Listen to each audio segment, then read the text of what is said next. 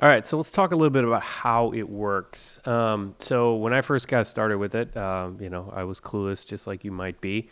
And so you come to Turo's website, and I'm logged in now. But if you don't have an account, then you have to create one. And they do a couple things to just verify and make sure that you're legit. And they really do try to protect both sides, the renter and the owner of the car. And so once you have your account created, then it's just really pretty simple. So you just come in here. So I'm in Nashville, so I'll just go look in Nashville, pick some dates. These are fine.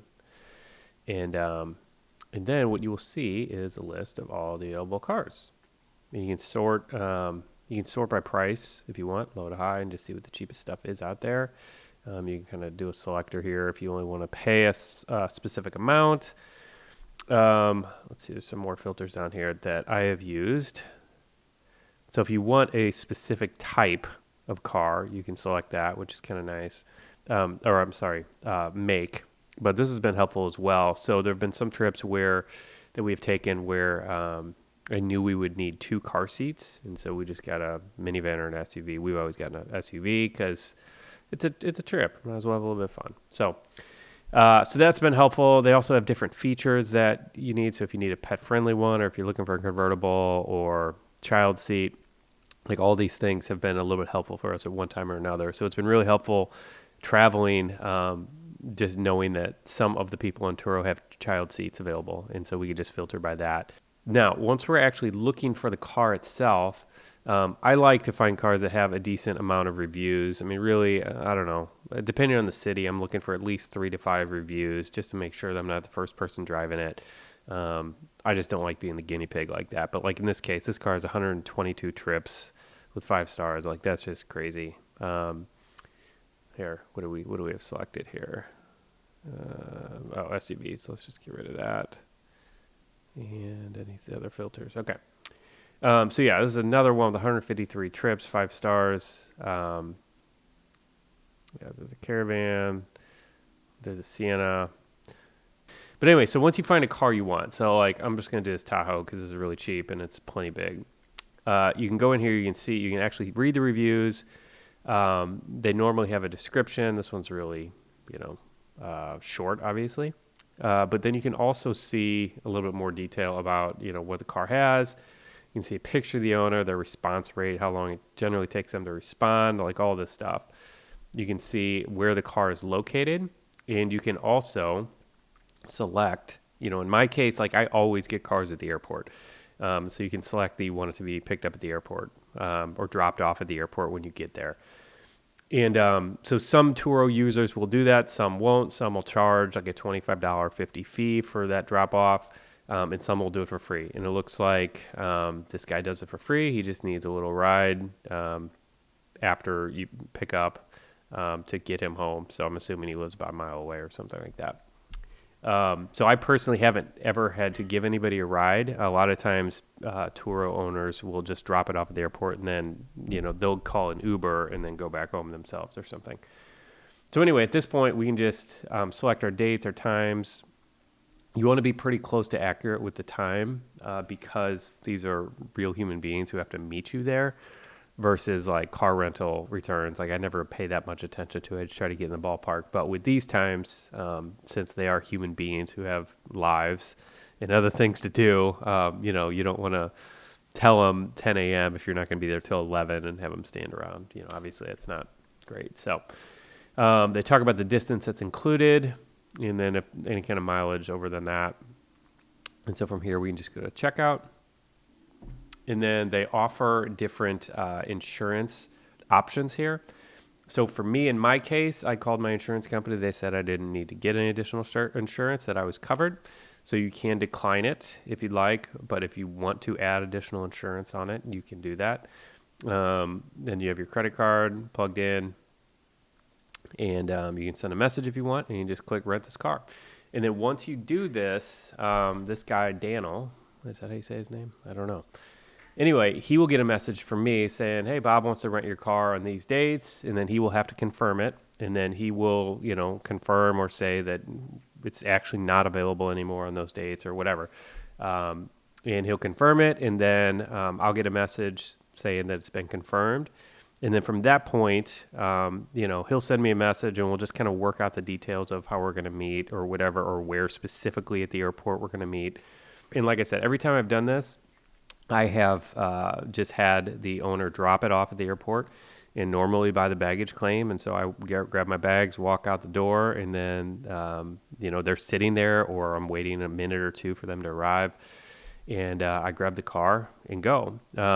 And then it's the next steps of this process is once the car arrives, and Turo explains all this to you in their app when you're using their app. But once the car arrives, you pull out their app and you just take some pictures of it, and this is just for protection of both of you, you and the owner.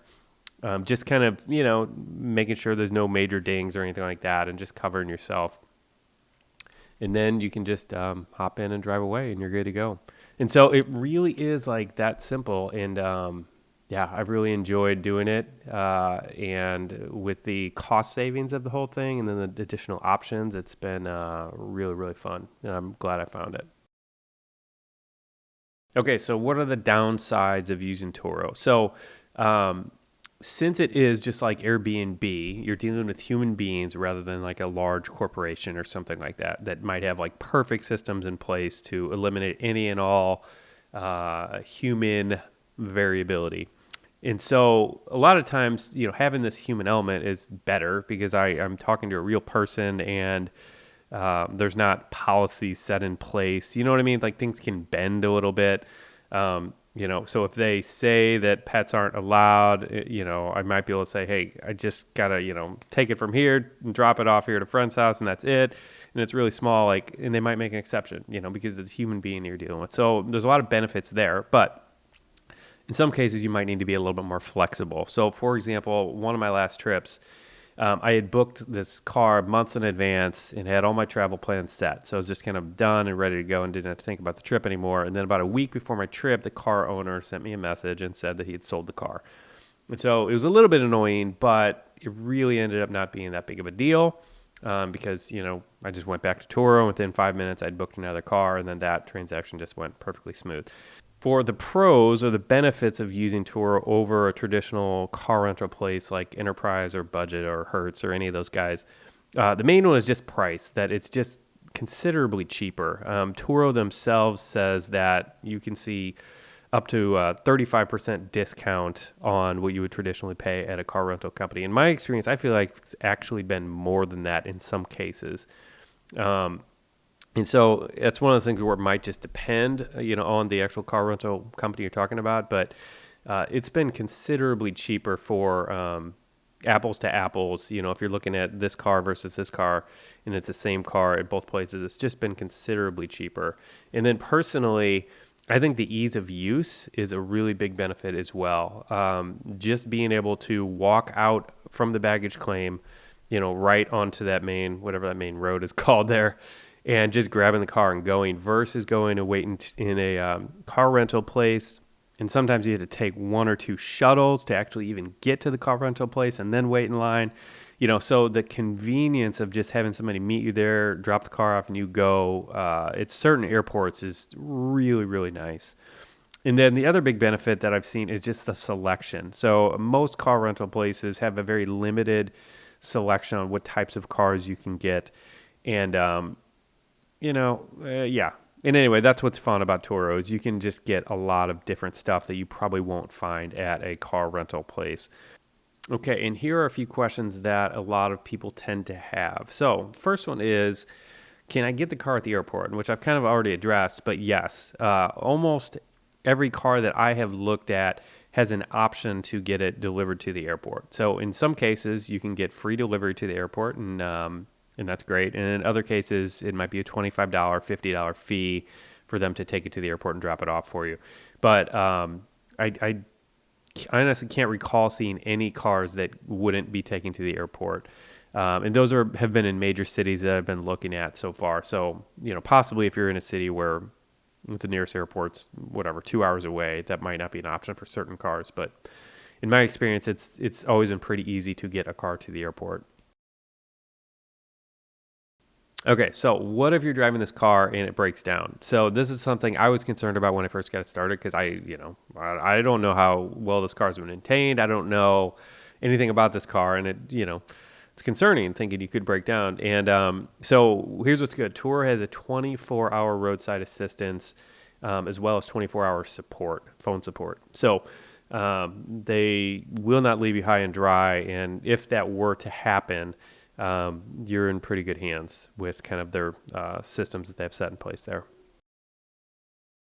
And another question people ask a lot about is just this insurance thing, and just want to feel comfortable that they're covered. And so, like I said before, I talked to my insurance company, and they said that I was covered, and I didn't need any of Turo's additional insurance. And Turo actually provides that. I think they work with Liberty Mutual to do the insurance coverage that they offer. And so you're welcome to take that. They have two different options there, a basic and a premium plan at the time of this recording anyway. And you're welcome to use that, or you can use your own insurance as well. And so you can drive without really worrying about, getting any dings or anything like that, just knowing that it's going to be taken care of. So all in all, I love it, and I probably will not use a rental car company again if I have the option to, because I've just had such good experiences on here and saving the money and having the better options. I've really enjoyed it. So if you have any additional questions that I might be able to answer from my relatively limited experience, I'm happy to answer them. Or obviously you can check out Turo's website and ask them or look in their FAQ or something like that. But anyway, hope this helps, and hope to see you on Turo soon. Real quick, one more thing I forgot to tell you. If you are new to it, I can get you $25 credit for your first ride using it. And it works out as a win-win because I get $25, you get $25, everybody's happy. So just use the link down below and that will get that deal for you. All right, take care.